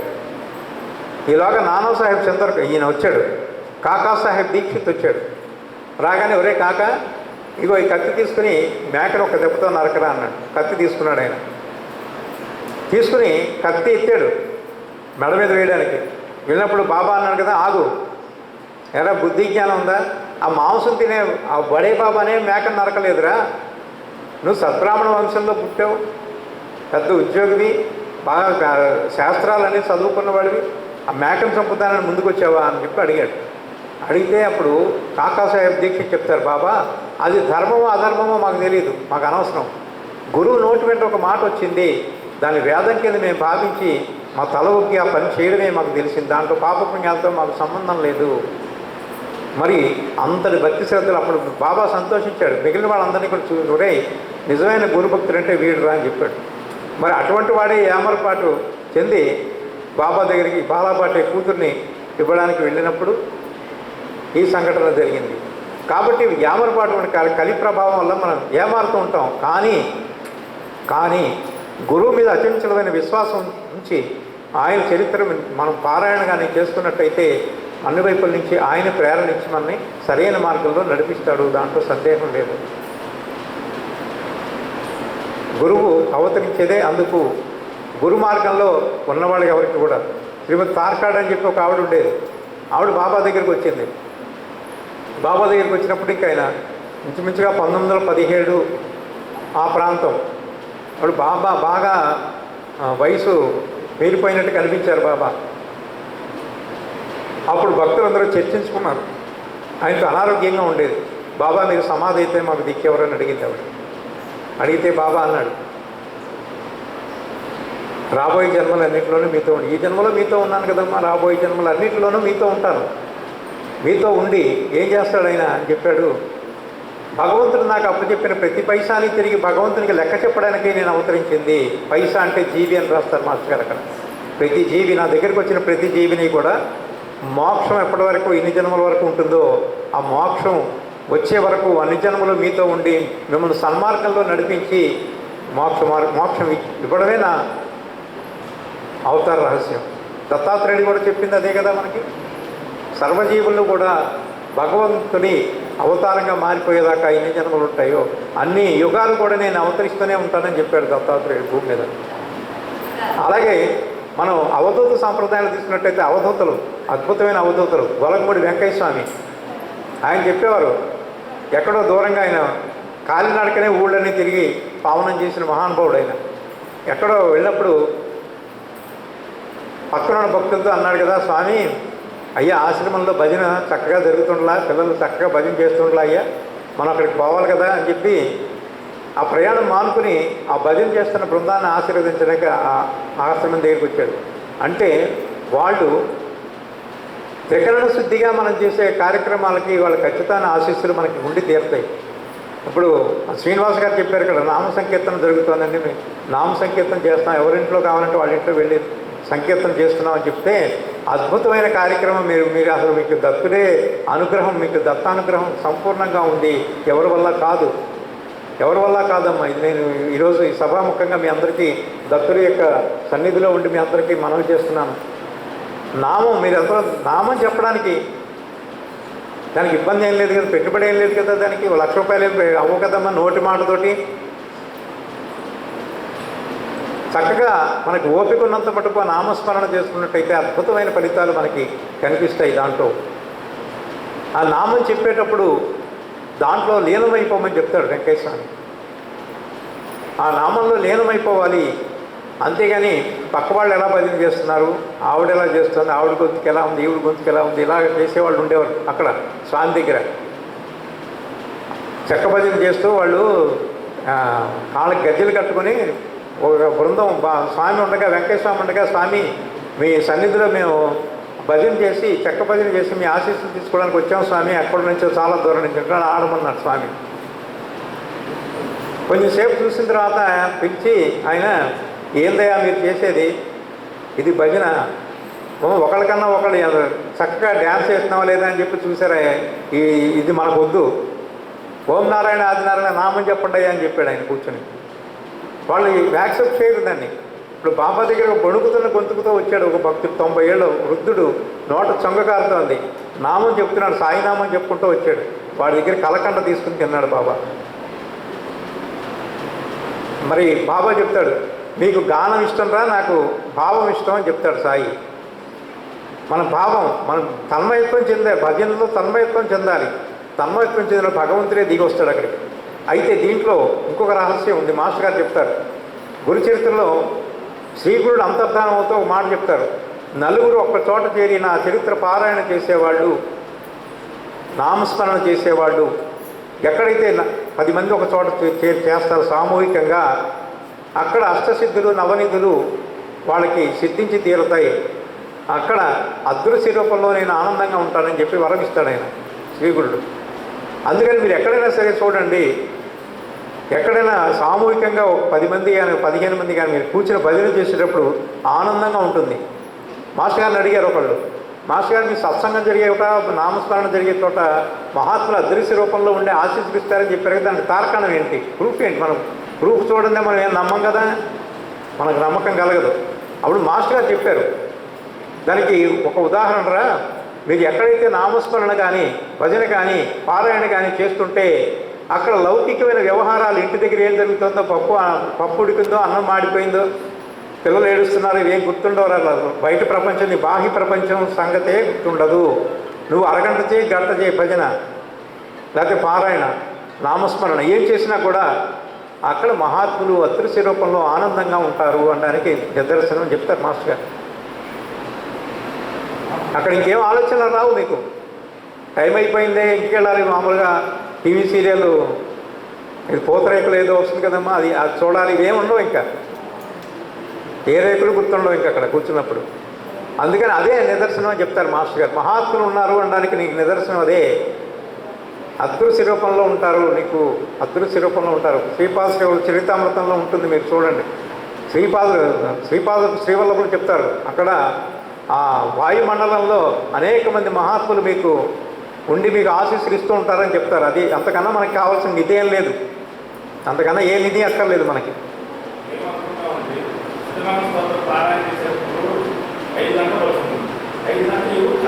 ఉండదండి, ఇంకా చెప్తాను, మహాత్ములు ఉంటారు ఇక్కడ పైన. మర్చిపోయి ఆనందంగా ఎక్కడైతే కూర్చుంటారో అదే గుర్తు, మహాత్ములు ఉన్నారు, అదృశ్య రూపంలో ఉన్నారు.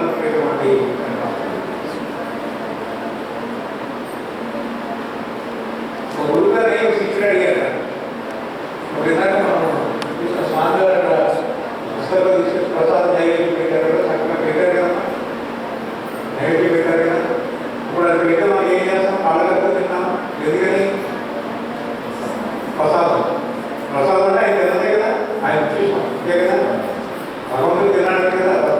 డౌట్ వచ్చింది, గురుగారు అడిగారు, గురుగారు దేవతలు మీరు నైవేద్యం పెడితే రోజు చెప్తున్నారని చెప్పారు, మీరు అది మీకు అక్కడే ఉన్న గిన్నెలో మీరు మాకు పెడుతుంటే మీరు నేను ప్రసాదం చెప్తున్నాను కానీ వచ్చింది స్వామి అంటే సరే అప్పచెప్పరా అప్పచెప్పాడు. మరి ఇది ఎలా వచ్చిందిరా నీకు, కాగితం మీద ఉందిగా నేను రాసిచ్చింది, నేను రాసిచ్చింది కాగితం మీద ఉంటే నీకు ఎలా వచ్చిందిరా అని చెప్పాను. ఏం లేదు స్వామి దాన్ని ధారణ చేశాను నేను అని చెప్పి. మరి అదేనా సూక్ష్మ రూపంలో అది నీ మనసులో, నీ మెదడులో నిక్షిప్తం అయిపోయే అక్షరాలన్నీ కూడా, అందుకని మరి నువ్వు చెప్పగలిగావు. కానీ అక్షరాలన్నీ అక్కడే ఉన్నాయిగా, నీకు కనిపిస్తున్నాయిగా.